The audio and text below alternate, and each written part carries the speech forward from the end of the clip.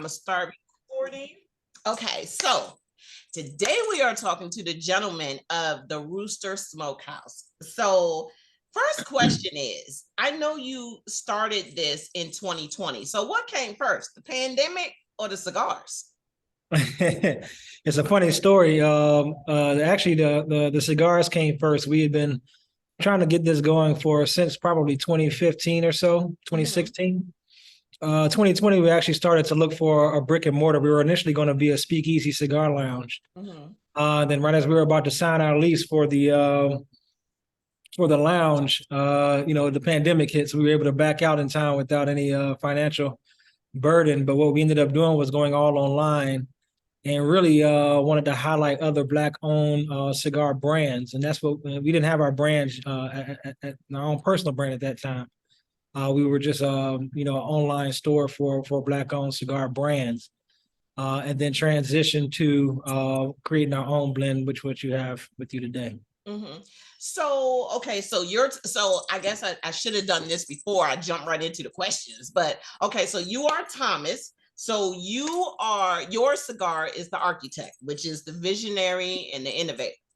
So then we have Terrence, who is the entrepreneur. That's his stick.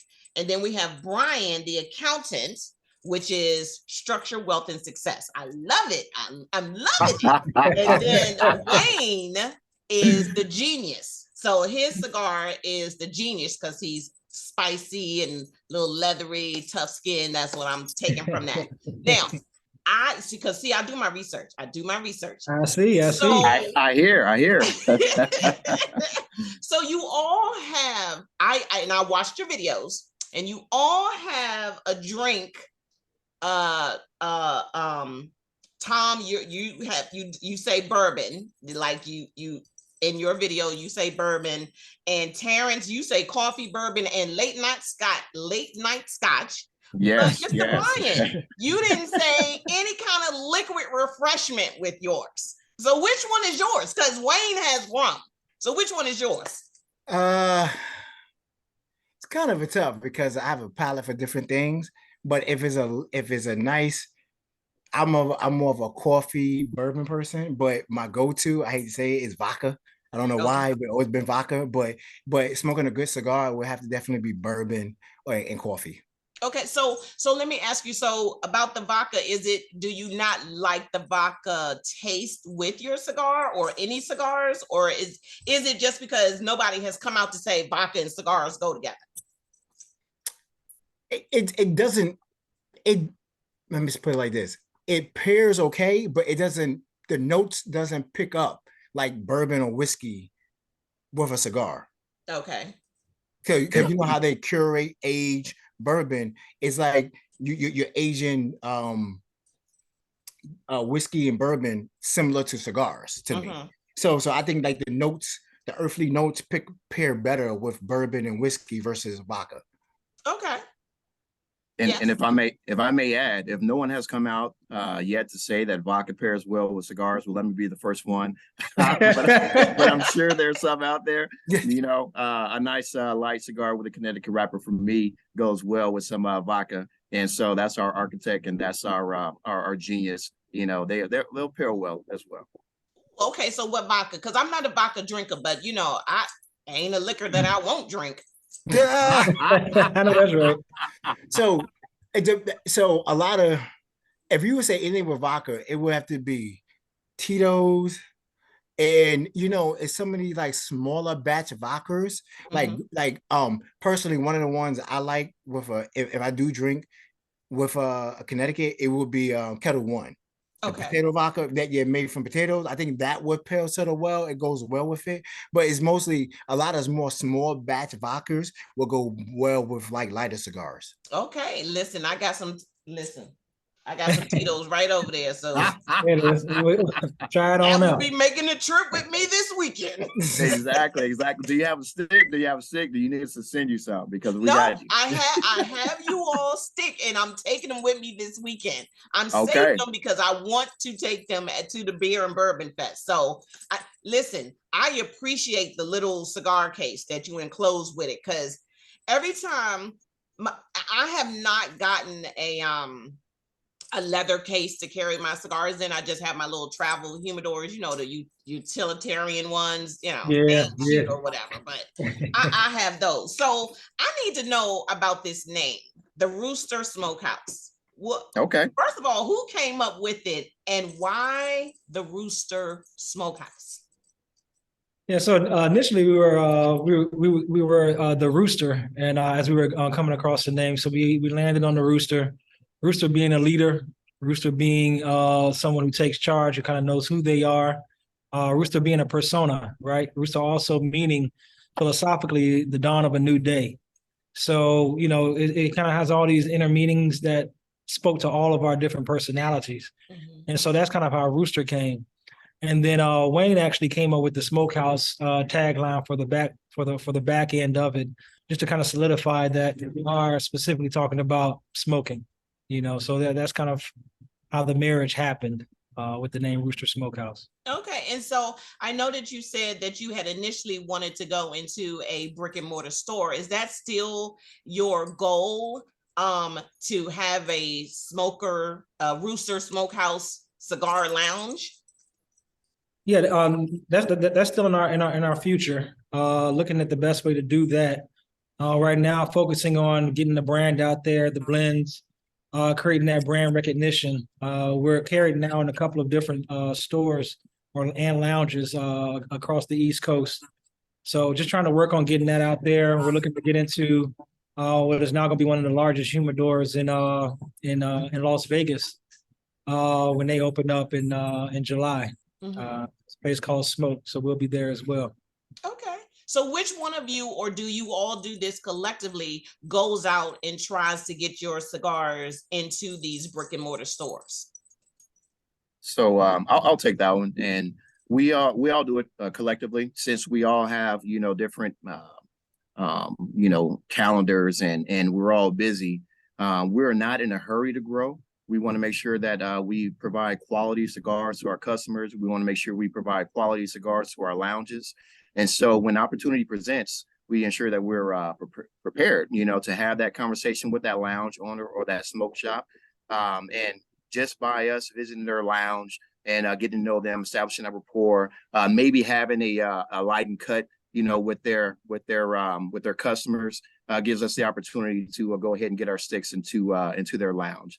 So we'll give ourselves, small goals like, hey, let's shoot for, 2-4 lounges over the next, 3 months, 6 months. But again, it's getting to know that business owner, getting to know that lounge owner, establishing a rapport, getting to know their customers a bit, because we want to put a face to the name of the Rooster and be able to really describe our brand and our blends to them. So that way they, we develop, we create those loyal customers and continue to grow that way. So I hope that helps. Okay, so you have 4 cigars. So which cigar, like in order, did they come, did you all collectively make all 4 at the same time, or did they all come one behind the other? So we spent our first year and a half trying to cultivate the blends with our master blender, kicking some back or pushing some back. They didn't quite fit the profile that we were looking for. So each of us, we had our own individual profiles for the cigar blends that we wanted. And we get a small batch in, we test them out, share them, smoke, talk about them, and then send them back with some feedback and get the next one in to come with the entrepreneur or the architect or the accountant and the genius. So that's how that process works. So because you have 4 and they're all based off of your individual personalities, are there only going to be 4, or do you see that there's going to be more cigars that each of you come up with? So yes and yes. All right. So in short, we want to focus on our marketing and expansion and develop a core set of customers and lounges based off the founder cigars. But we also acquired another cigar company called Trilogy out of Atlanta, and I'll let Tom get into more detail about that. But with that came additional blends and additional sticks. So we have upwards of 20 different blends. But right now with our marketing campaign, we're focused on the original 4. So over to Tom for additional information. Yeah, really not much else to add on to that. So yeah, we'll slowly roll those out as need be. We're also creating some additional select limited edition blends right, so that we can also roll those out as well, over and above the 22 blends that we currently have. Recently, this past year, we did a limited edition blend for Omega Psi Phi Fraternity Incorporated, which both Brian and myself are a part of. And we called that one was the Clave and one was called the Grand. Two very great cigars. Hey, how's it going? Two very great cigars. That we're actually looking at taking the Clave and paring it down in size. It was a 660. Want to get it down to maybe as small as a Corona, or maybe a Robusto, or even a Toro, but something that can be an everyday smoke. Yeah, that smoke, that stick that Tom is describing, that is an awesome cigar. I have to say, oh my goodness, that is going to be a $20+ stick, that as we put it on the market. Love that cigar. It has 5 different leaves in it from 5 different regions. It is a beautiful cigar. Wow. Yeah. Okay. And from my understanding, most people who have smoked it, they loved it and it has knocked them out. Yes, it's really good. It is really good. And the Grand as well. The Grand is 770. And for it to be such a big stick, the notes and everything in there, it's smoked from the first pull, is a great stick. See, listen. So I have a feeling that all of you do the marketing, because I'm sold, and I don't smoke the bigger cigars, but I'm sold on these now. Now I'm mad that they, limited editions. Well, it comes out every 2 years with the Clave. So every time we have a conclave, those sticks will come out. Oh, okay. So this is going to be a reoccurring one, but only every 2 years. Yes. Yeah. You'll be at the top of our list, Coco. We got you. Hey, Coco, I will go look at my humidor, and I might, you never know, I might have 1 or 2 of them left in my humidor. If they do, I'll let you know. Sharing is caring. See, that's the educational side coming out of you. So, okay, now that you all have, it seems like you are firmly established. So do you go to the bigger events like the Big Smoke in Las Vegas or TPE? Are you going to those bigger events, or are you staying focusing on smaller cigar weeks, or do you even do cigar weeks? So last year, 2021, I went out to the PCA in Vegas, learned a whole lot, came back with a lot of wealth of information. We did Tampa Cigar Week last year. We went to Black Smoke Miami this year. We did DC Cigar Week. We support them. So yeah, we're little by little, we're trying to do more and more smoke weeks. But I feel like going to the PCA, we're not at that level to jump to that level yet. Okay. If that makes sense. Do you see that in the next year, 2 years, 5 years? Because I'm all about the 2, 3, 5, and 10-year plan. So do you have that in your plans upcoming? Yeah. It's on our plans, and it's certainly in our plan upcoming to be a vendor at that event. Terrence and I also went to the Pro Cigar Festival in February this year, which is down in the Dominican Republic, which is where a lot of our leaves come from. And that was also a very informational cigar festival, so to speak, where you got a chance to visit the fields, the factories, talk to a lot of the big names. So the Carlito Fuentes, the Lito Gomez's of LFD, La Aurora was there, Davidoff was there. So understanding just the rolling process from a hands-on experience, gained a lot of information, and also made a wealth of connections. That's how we met the guy who's opening the shop in Vegas. Also the folks in New Jersey with High End Cigar Lounge. Plan on getting up there with those fellows as well. So we're keeping our eyes open. But yes, as far as being a vendor, Punter hit it right on the nail, and as well as Terrence, we're slow to grow there. Just to make sure that when we do make that step, we're able to meet the challenge that's ahead in regard to actually being able to provide the product at the times that we need.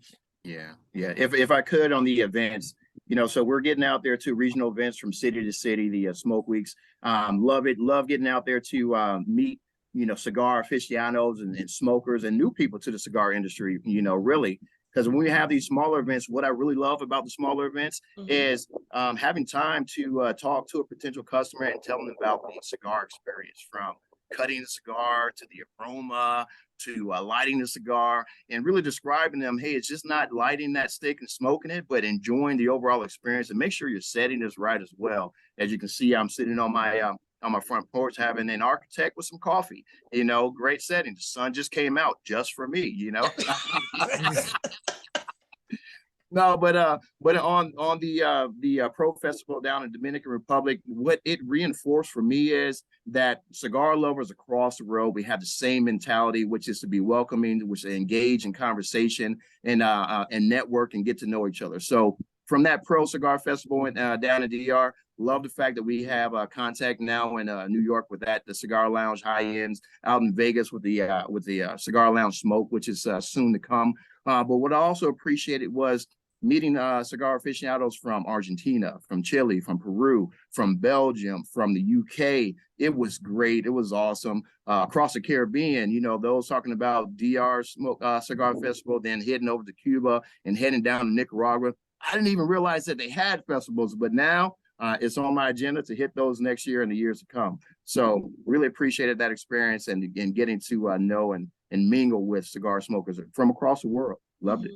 Yeah, and if I can just add one more piece to that, I see you're kind of speaking to our marketing strategy. So those different types of cigar weeks and/or festivals so there are two different types of pipelines. So you have the larger PCAs and big smokes and all those types of things where that's more industry based, right?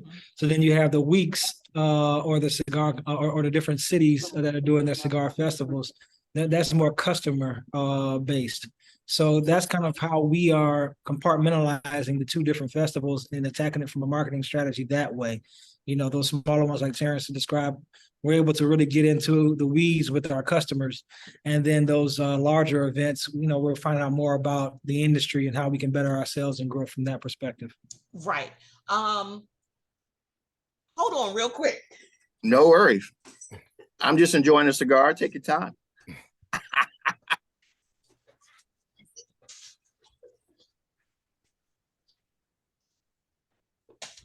All right. So, okay. Sorry about that. No worries at all. So when you are getting your cigars produced, are you going to, Nicaragua, Dominican Republic, or are they sending them to you? Now, what we have is our master blender, Luis Sanchez of LTC Cigars, La Tradición Cubana. So they're a long-lasting cigar company, long-standing cigar company and manufacturer. So we work through him in regard to what he has with his farms and where he sources his leaves. He's based out of Miami, and 3 factories there are where warehouses, let me call them, are where the sticks are aged before they're sent to us. So we work directly with him to get those blends together. But everything is pretty much rolled in the Caribbean. Aged there for a month and then sent to him for 5 and then to us. Okay. So when you look at having stock on hand, you make sure that how many do you keep for for weekend events or whatever? So depends on the size of that event, what we project. But overall, with our inventory, what we strive for is to have a low limit. So basically build up your inventory cigars. We keep them well humidified with some cedar in there, so that way they taste well when we pull them out. But the key to being able to meet customer demand is for ourselves to have a low limit. First year of operations, it was less than what it was second year, and as we move into the third, our low limit is just going to continue to creep up. So that way, again, we have enough inventory on hand to satisfy customer demand. And again, we're taking it slow. We're not trying to hit every lounge all at once. We want to make sure that it's a good fit. And so when we go talk to our lounge owners, one of the key questions that we ask is, what do you want from this partnership? How can we help you turn over inventory and vice versa? And a lot of times it comes to that word of mouth marketing, that spreading the word via that way, and then social media as well. And there's a lot of laws, regulations when it comes to advertising for tobacco that really that as in the cigar industry, we have to overcome. And so word of mouth is our strongest way to market. So coming up in the next, let's say, 2 to 3 months, do you have any events that you will be at, or different venues that you will be at?